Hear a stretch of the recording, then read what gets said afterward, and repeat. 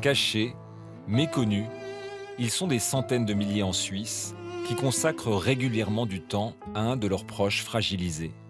Ce sont les proches aidants. Notre système de santé ne pourrait pas se passer d'eux. Pour 1 heure de travail d'un professionnel de la santé, on compte entre 6 et 7 heures de travail bénévole d'un proche. Un soutien essentiel, mais qui passe trop souvent inaperçu. Est-ce que tu es d'accord qu'on regarde quelques souvenirs à Genève? Tu faisais partie d'un groupe de jeunesse, c'est là qu'on s'était rencontrés. Il y a combien de temps? Ouf. C'était en 1940. Oh non. Oui. Oui, 49 Oui, voilà, c'est ça, à peu près. à peu près. Depuis 10 ans, Gilbert s'occupe quotidiennement de sa femme. Bertie est hémiplégique à la suite d'un accident vasculaire cérébral. Et puis après, on s'est Marié. mariés, oui. Eh ben, ça Hein, te c'était- fait une paix. C'est le moins qu'on puisse dire, ça faisait une paye. Je suis devenu proche aidant pour éviter à mon épouse d'aller dans un institut spécialisé vu son AVC. 1, 2, 3. Ouais, je t'aide presque pas, hein. C'est toi qui fais tout le travail. Vas-y, respire bien. C'est un travail qui s'arrête jamais, qui est jour et nuit. Quand tu veux t'asseoir, tu m'avertis, hein? Parce qu'il faut s'imaginer qu'on n'a jamais d'arrêt. Ça fait du bien, jamais. Se mettre debout. C'est pas la semaine de 5 jours ou de 6 jours. Moi, ça fait 10 ans que j'ai pas pris un seul jour d'arrêt. 10 ans. Alors imaginez-vous ce que c'est. Mais toujours avec plaisir. Toujours avec... quand elle me sourit ou qu'elle me dit merci, moi, je repars pour... je sais pas pour combien de temps. Bobo. D'abord la tête, mais on peut pas faire d'abord la tête, ça veut pas aller, chérie. Alors celui-là. Quand Roxane est née, donc est arrivé ce diagnostic très lourd. J'étais grand-mère de cette petite fille. Ça a été d'une évidence totale de me dire, on va travailler ensemble avec les parents pour prendre soin d'elle. Oui. Attention la tête. Roxane est atteinte d'une maladie orpheline et chronique de la peau, l'épidermolyse bulleuse, une maladie qui se caractérise par de multiples plaies qui ressemblent à des cloques. Ses parents et ses 2 grands-mères se relaient tout au long de la semaine pour effectuer les soins très minutieux de ses blessures. Ça prend combien de temps, les soins, Roxane? Alors, selon les cas, selon l'humeur de Roxane, selon les douleurs, c'est 1h30, 1h30 environ. Parfois, on ne peut pas faire tout d'une seule fois. Donc, on négocie. On attend le prochain change où on dit qu'on va se balader puis qu'on fait ça après. On trouve des trucs, quoi. Des trucs. Pour la poupée. Et pour la poupée aussi, oui. Bibi. Le bibi aussi pour la poupée, oui, on lui donne le bibi des fois. Du sur-mesure pour Roxane, que des soignants professionnels, de passage à domicile, ne pourraient pas offrir. Allumez ça. Allumé? Ce qui est difficile avec des professionnels, c'est qu'ils, elles, peuvent pas prendre leur temps comme nous, les 2 grands-mamans, on peut le prendre pour faire les soins. On a le temps. Donc, les choses peuvent se faire dans le confort, dans la tranquillité, pas de stress, le stress qui est très mauvais pour elles. C'est surtout ça. Je pense que c'est beaucoup plus confortable la façon dont on peut être maintenant que si c'était des professionnels. Cette familiarité, cette proximité, c'est la force des proches aidants, ce qui les rend irremplaçables. Gilbert accompagne son épouse partout, Ça va? y compris quand elle reçoit des soins médicaux. Aujourd'hui, c'est à l'hôpital ophtalmique qu'il tient à rester présent à chaque instant. Vous voulez que je vous aide un Non, peu? c'est gentil. Non, parce qu'il Sûr? n'y a pas de place, on ne peut pas se mettre à 2. Le transfert, c'est un moment qui est délicat, qui peut être dangereux. Si c'est raté, elle peut tomber. Et ça, moi, je l'ai vu tomber plusieurs fois par justement des gens qui sont qualifiés, mais qui ne connaissent pas les transferts. Et je ne peux pas laisser faire n'importe qui ce genre de choses. Et c'est accepté volontiers? Très volontiers. Bon, il faut que je m'impose au début, mais après, maintenant, ils me connaissent, ils savent que c'est moi qui fais le transfert. Tu peux t'asseoir. Mais vraiment, vous faites ça très très bien. Voilà. Je pense puis aucune infirmière ne sait le faire mieux. Elle se sent en Et sécurité. les docteurs, de toute façon, pas. Je suis intégré aux soins. Je ne suis plus quelqu'un qu'on met à la salle d'attente pendant qu'on s'en occupe. Je suis présent, parce que je la connais tellement bien, hein, je sais beaucoup mieux que tout le monde, même le médecin traitant, il me fait confiance pour un tas de choses, parce que je la connais mieux que lui. Lui, il sait la soigner, mais moi, je sais la faire vivre. Gilbert revendique son rôle essentiel et spécifique de proche aidant. C'est le combat de sa vie. On y va. Toi? T'as peur? On essaye. Mais pour la plupart des proches, apporter son aide va de soi, comme d'ailleurs de rester au second plan. C'est tellement naturel de s'occuper de sa petite fille qu'on ne se sent pas proche aidante comme ça d'office. Mais ce que ça implique, c'est de se dire que c'est pas si normal que ça. Je fais plus que simplement mon rôle familial, c'est ça que ça veut dire. Et c'est pas facile de se le dire. Mais c'est ça qu'il faut mettre en avant, c'est que toutes les personnes qui s'occupent de leurs proches sont des proches aidants. Et pour ça, on doit le marteler ou l'exprimer ou le montrer. Et c'est encore largement pas acquis pour la plupart des proches aidants. La prise de conscience s'amorce pourtant en direction d'un statut de proche aidant reconnu. Après 10 ans de combat, c'est un grand jour pour Gilbert. Aujourd'hui, la direction de l'hôpital de Nyon lui demande de participer à une réunion, de témoigner devant des soignants. Bonjour, bienvenue. Objectif, réfléchir avec eux à la meilleure manière d'intégrer le proche aidant.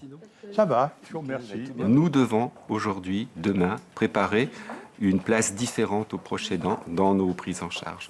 Nous ne sommes pas prêts aujourd'hui à avoir une tierce personne dans la relation. Et comment intégrer cette tierce personne? Et qui est cette tierce personne? Monsieur Kissling, allez-y. Merci. Vous êtes les spécialistes pour soigner le corps. Le proche aidant, il n'a rien à voir avec ça. Par contre, lui, il a une grande importance pour le confort moral de la personne. Je ne veux pas prendre la place ni du soignant, ni de quiconque. Voilà. Mais vous nous laissez faire notre travail. Exactement. Mais je ne veux pas prendre votre place. Et du reste, je ne suis pas capable de le faire. Avec l'expérience... Une collaboration qui, à première vue, semble aller de soi, mais qui bouleverse les pratiques habituelles. C'est pas naturel du tout, puisque jusqu'à aujourd'hui, la relation était relation soigné-soignant, donc deux personnes, un tandem, un soignant, un professionnel et un patient. Aujourd'hui, ce qu'il faut envisager, c'est de faire la place aux proches aidants. Donc aujourd'hui, on sait que travailler à trois nécessite souvent un consensus, et là, on va rentrer dans une phase expérimentale. Une phase expérimentale qui débute dès l'admission du patient et l'identification du proche aidant. Souvent, les gens n'ont pas de notion de cette définition de proche aidant. Donc nos équipes, à l'heure actuelle, sont en mesure d'un petit peu expliquer cette notion, qui n'est pas encore vulgarisée, je dirais, enfin, n'est pas très connue. Alors, une partie de ce problème pourrait être réglée parce que le proche aidant va obtenir une carte qui va l'identifier. Une carte, comme il en existe dans d'autres pays, qui précise le lien entre le proche aidant et la personne aidée. En cas d'urgence, le centre médico-social concerné sera alerté pour intervenir et prendre le relais. Cette carte, à mon avis, elle franchit une étape supplémentaire, mais ce n'est pas encore véritablement un statut. Un statut sous-entendrait une reconnaissance de type politique, par exemple. Et parfois, cette reconnaissance, elle est symbolique. C'est peut-être à travers une carte, mais c'est peut-être aussi par rapport à une contribution financière qu'il ne faut pas exclure, même si on ne peut pas faire un rapport entre l'argent et l'engagement du proche aidant. Au-delà de l'aspect symbolique, il y a quand même un aspect très concret qu'on ne peut pas complètement mettre de côté. On ne peut pas payer ce que je fais, c'est impossible. Ça serait un salaire tellement énorme que ce serait insupportable à celui qui devrait le payer. Mais une petite indemnité, ça serait une sympathique reconnaissance de l'État à ceux qui lui économisent beaucoup de sous. Parce que nous, on vit uniquement avec l'AVS, plus l'allocation d'impotence, et c'est tout ce qu'on a comme revenu. En psychiatrie aussi, on est en train de prendre conscience des besoins des proches aidants. Souvent, une maladie psychique déstabilise fortement les familles. Mais jusqu'ici, rien n'était prévu pour les soutenir. Une lacune comblée à Lausanne par un programme expérimental qui leur est destiné. Il s'appelle tout simplement Ensemble. Le programme Ensemble, sa spécificité, c'est qu'il se veut un programme complémentaire à tout ce qui existait. Donc, il est unique pour le proche. Le patient n'est pas présent. C'est vraiment, il s'adresse uniquement aux proches, à ses besoins et ses difficultés. On a constaté dans la littérature que les proches peuvent vivre eux-mêmes de la dépression, de l'anxiété, voire des problèmes de santé physique. Donc, ils vont consulter pour des troubles de sommeil, des difficultés à gérer la vie quotidienne. Donc, il y a des risques considérables sur leur propre vie et leur propre bien-être. Monique accompagne son fils Simon, aujourd'hui adulte, qui souffre de schizophrénie. Récemment, grâce au programme Ensemble, elle a appris à penser à elle et à écouter ses émotions. Vous avez pris du temps de tout ce que je vis autour de Simon, que ce soit au travers des réseaux, au travers de thérapies, comme ça. C'est que au centre, c'est Simon et nous autour. Ouais, et puis là, on le voit très bien dans ce schéma, c'est moi. Oui, et puis, je trouve que ça, c'est un élément très important pour moi, c'est que pour une fois, on parlait de moi, puis ça fait du bien. Quoi. Ah, tant mieux. Mon signe. Okay. Puis alors, crise de calme, ça j'utilise. Oui, c'est vrai. Occasionnellement, ça prend peu de temps, mais que ça fait du bien. Expirez l'air de vos poumons calmement, comme un ballon qui se dégonfle. Ensemble, ce sont des exercices très pratiques. Une sorte de boîte à outils qui a par exemple aidé Monique à résoudre un problème très concret. Le désordre qui régnait dans l'appartement de Simon. Recherchez un rythme respiratoire confortable. C'était en plein pendant que j'étais en train de faire ce processus. Et puis, moi je me suis dit, mais c'est quand même horrible de voir qu'il vit dans un chaos pareil. C'est indigne de lui. Puis finalement, j'aurais pu réagir en disant je vais ranger ça chaud, puis comme ça sera rangé. Et puis peut-être qu'au travers de cette démarche, j'ai appris à me poser les problèmes, les solutions. Puis peut-être la première question qu'il y a à se poser, est-ce que pour Simon, c'est important que sa chambre soit rangée? Salut Simon. Salut. Ça va? Ça va bien. À partir de là, il a pu me dire oui, c'est important. Je sais qu'il faudrait ranger ma chambre. C'est un point que je ne sais pas comment m'y prendre. Puis j'aurais besoin d'aide. C'est vrai que sans Ensemble, je pense que j'aurais peut-être poussé un grand coup de gueule. Et c'est en ça que je trouvais qu'on arrive à des solutions pragmatiques, quoi. Ouais, tout à fait. Alors, ouais. Puis là, il y a comme une sorte de montagne comme ça, tu vois. Ah ouais. Alors voilà, je suis très content. Après votre participation au programme Ensemble, est-ce que la quantité de votre engagement a changé?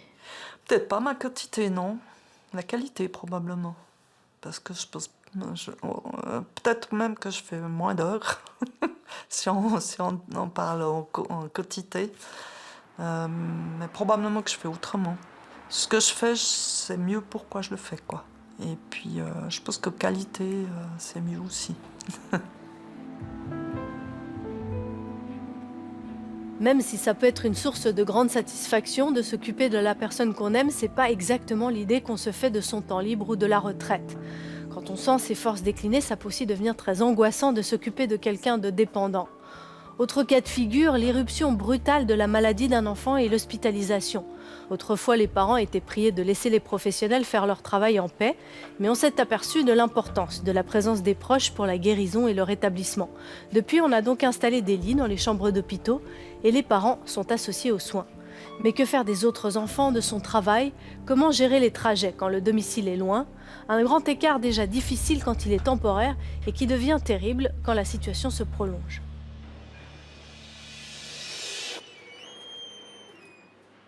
Cette petite unité est spécialement conçue pour le traitement des leucémies et des cancers. Dans chaque chambre, l'atmosphère est contrôlée. Derrière chaque porte, un enfant lutte pour sa vie.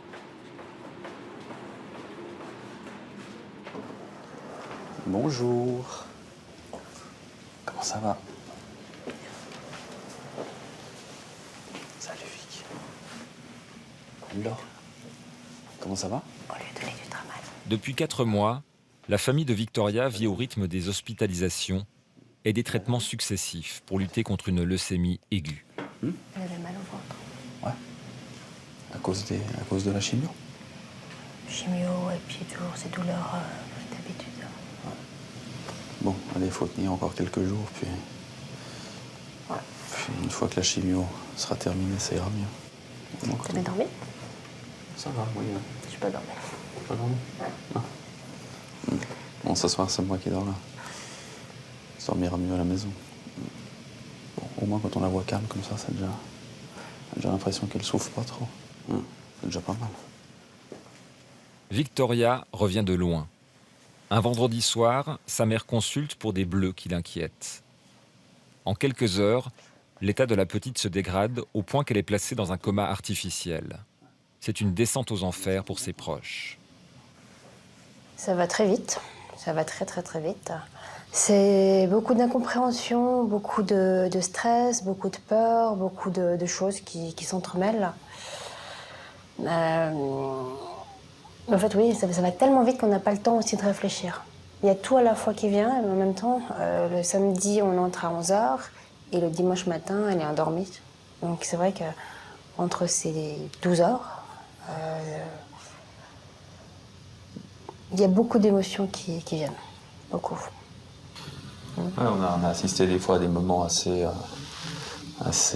bouleversants, où quand elle allait très mal au début, mais qu'elle était quand même plus dans le coma. Une fois qu'Aurélie dormait avec elle, et pendant un quart d'heure, elle a répété, alors qu'elle dormait, « Je me bats.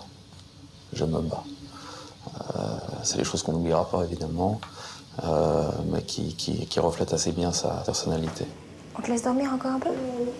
On est juste à la cuisine à côté. Si on part, on me dit, d'accord? D'accord, je suis juste là, t'inquiète pas. Excusez-moi. On va vite manger quelque chose. Elle dort. C'est clair que la vie est chamboulée du jour au lendemain. On a convenu qu'Aurélie arrêterait de travailler pour s'occuper de notre fille. Donc je dirais que c'est la mesure principale qu'on a décidé de prendre immédiatement, afin qu'Aurélie puisse être le plus souvent possible auprès de Victoria, afin de la soutenir au jour le jour dans l'épreuve qui s'annonce.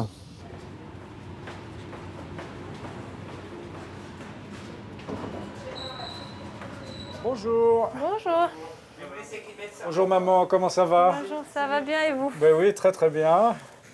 Voilà, nous on a eu des bons résultats encore ce matin. On a regardé tous ces examens de sang, tout se passe très bien. Le docteur Marc Ansari dirige ce service. Ici, tout est fait pour accueillir un des parents aux côtés de l'enfant hospitalisé. On a la chance d'avoir une unité qui est assez grande pour pouvoir accueillir les parents. Un des parents peut dormir avec son enfant. De par la complexité de la maladie, la difficulté de la maladie, on a beaucoup besoin d'avoir les parents, le papa, la maman présents afin que le traitement se passe correctement. Si on ne les a pas à bord avec nous, c'est très compliqué. Je dors là, je mange là, je suis avec elle tout le temps. Pour l'instant, je m'occupe que de ma fille et un petit peu de mon fils.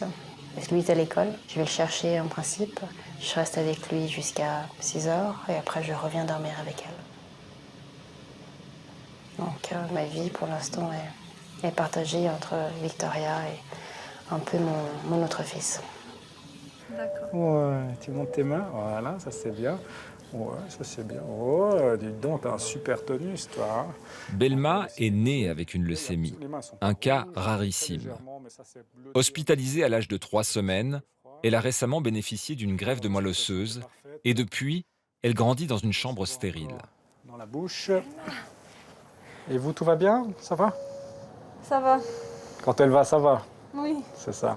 Mais c'est long, c'est difficile. D'accord.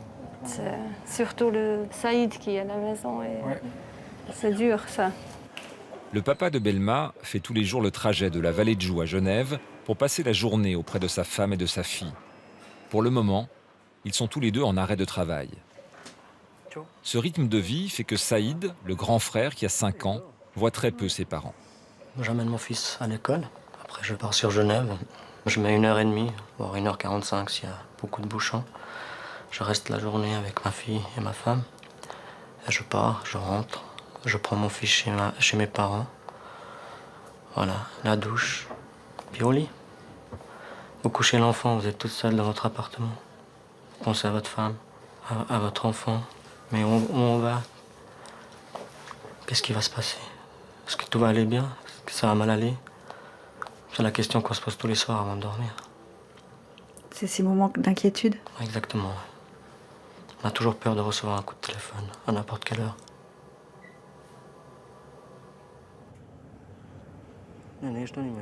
La maladie de Belma, ça change tout. Moi, je suis là, ça fait 2 mois et demi à Genève. Et puis, j'étais à Lausanne 2 mois, un peu plus que 2 mois. Donc, vivre à l'hôpital, c'est pas une vie.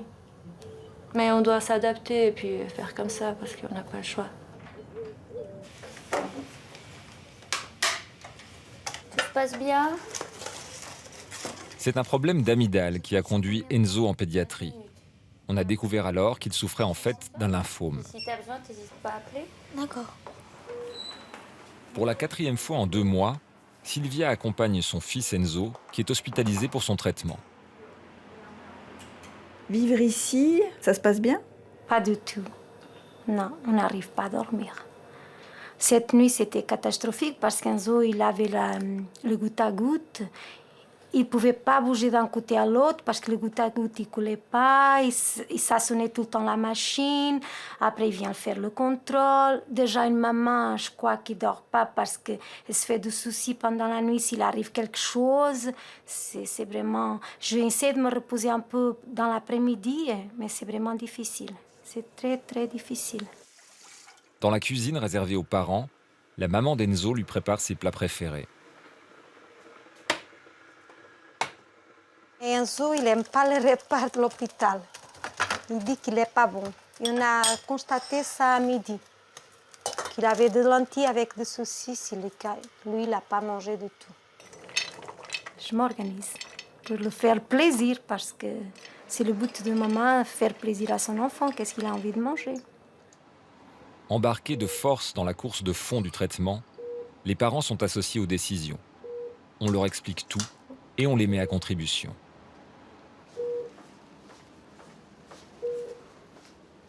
Sans les parents, dans ce service, ça pourrait fonctionner? Non.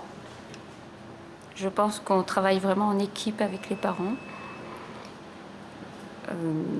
Et il y a certains soins, certains enfants refusent qu'on fasse certains soins sans la présence du papa ou de la maman.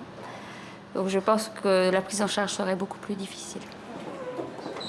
Pour moi, ils font partie de l'équipe. C'est l'équipe ensemble, l'équipe médico-infirmier, l'équipe avec l'assistante sociale, le pédopsychiatre. Il y a les parents, ils ont leur place complète là-dedans. Sans eux, c'est extrêmement compliqué. On pourrait faire le traitement, on a le droit, mais c'est vraiment la pire des choses à faire. L'idéal, c'est qu'ils soient vraiment là. Un partenariat qui exige une excellente communication. Je vais lui faire déjà un Lasix. D'accord. On lui refera après les plaquettes. Ah, mais elle est toute mimi. Et il a besoin des plaquettes. Oui, elle était à 14. Je sais pas, c'est bizarre. Pourquoi elle a besoin des plaquettes maintenant de nouveau tous les jours? Bon, des fois, ça arrive un certain temps quand même. C'est ce qu'on garde le plus longtemps. Ah, d'accord. C'est ce qu'ils ont le plus longtemps, souvent, les plaquettes. Avant, je connaissais rien du tout. Je savais même pas de quoi il s'agit, la maladie. Par exemple, les plaquettes, des globules rouges, des globules blancs, moi, je savais rien du tout. Comment ça se fait, de quoi. Et puis, voilà, maintenant, j'arrive à comprendre tout ce qui se passe. Si je ne comprends pas, ça serait encore plus difficile pour moi.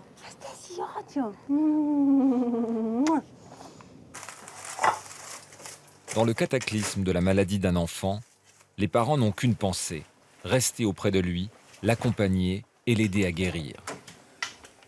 Mais comment faire quand la loi sur le travail accorde en tout et pour tout 3 jours de congé par an? Alors j'ai dû m'arrêter de travailler, mais je suis en arrêt par rapport à mon médecin, parce que comme je prends des médicaments pour dormir et que la vie c'était pas facile. C'était une année très compliquée pour moi, pour mes enfants, pour tout le monde. Je suis en arrêt pendant le temps qu'Enzo il est en traitement et après on verra bien comment ça va continuer. Alors, c'est le système D. Quand les employeurs sont compréhensifs, quand les assurances jouent le jeu, dans un premier temps, les familles arrivent à faire face. Mais quand la maladie dure, souvent, l'un des parents devra se résoudre à abandonner son travail. C'est un vrai risque de précarisation qui s'ajoute à leur souffrance. Déjà, si je travaille à 50%, déjà, c'est pas un énorme salaire. Si je m'arrête à 50%, c'est qui va me payer tous les frais de... Parce que là, c'est vraiment de l'argent qui part. Avec la santé d'Enzo, c'est vraiment compliqué. Et même quand le problème n'est pas d'ordre financier, la famille qui traverse une telle épreuve est forcément fragilisée. T'as pas mangé à midi? Non, j'ai pas faim. J'ai pas faim. Après, ça me fait mal au ventre. T'as besoin d'eau? Des soutiens sont nécessaires pour que les parents aient un peu de répit. Parce qu'après, j'en aurai besoin. Le docteur Ansari nous l'avait dit le premier jour. Lorsqu'il nous a annoncé la maladie, il nous a dit vous aurez à accomplir un marathon, c'était le terme qu'il utilisait. Il va durer 6 mois. Si vous n'avez pas le soutien de vos proches, le soutien de votre famille, vous êtes cuit. Et c'est vrai que sur le moment, ça résonnait assez peu dans ma tête, mais 4 mois après, ça résonne. Ça résonne plutôt bien. Les familles entrevoient le bout du tunnel. Enzo, Belma et Victoria ont bien réagi au traitement. Ils vont bientôt quitter leur chambre d'hôpital et rentrer à la maison. Vous pensez à la suite? Pas vraiment, non. Je laisse jour à jour venir le temps parce que aujourd'hui c'est un jour, demain c'est un autre jour, je ne sais pas. Je ne sais pas. Je préfère chaque jour voir l'évolution d'Enzo. Parce que sinon, si je me mets des choses dans la tête, après c'est compliqué à enlever. Ce ne sera jamais comme avant. Vous savez, quand vous avez un enfant malade, je pense pas que ce sera pareil. Qu'est-ce qui va changer? Tout, je pense. Quand on sait qu'elle n'a pas le droit de sortir où il y a du monde, qu'on peut pas aller dans un supermarché faire les commissions, qu'on peut pas prendre les 2 enfants pour aller s'amuser au parc pendant une année. Moi, je veux même pas penser à ça, d'abord, parce que, non, comme ça, on va pas avancer. Alors, Canonica Victoria, 22-2005, on est d'accord? On arrive péniblement au bout, donc ça, c'est bien. Après, c'est vrai qu'il y a un risque de rechute, mais on essaye de ne pas y penser. C'est pendant environ 5 ans, mais on doit vivre avec. C'est celle qui dure une demi-heure? Oui. Et après, tu auras 1 heure d'hydratation. Et après, retour à la maison. Et c'est parti. D'accord. Tu appelles quand tu as besoin? D'accord. Et quand ça sonne? D'accord?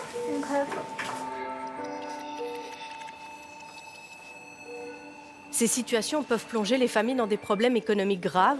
Des solutions sont trouvées au cas par cas via des fondations, des systèmes de solidarité, des employeurs compréhensifs. Chaque canton tente d'améliorer le sort des proches aidants, notamment au travers des soins à domicile. Une prestation de répit aux familles avec enfants gravement malades est proposée à Genève par l'IMAD depuis janvier. Il s'agit d'un accompagnement global de la famille à domicile afin de limiter les impacts de la maladie sur la fratrie. Dans le canton de Vaud, il existe notamment une consultation psychologique pour proches aidants. Bref, il ne faut pas hésiter à chercher quel type d'aide existe à proximité et surtout la solliciter. On sait que les proches aidants sont plus souvent malades, consomment plus de médicaments et sont plus à risque de dépression que la moyenne de la population.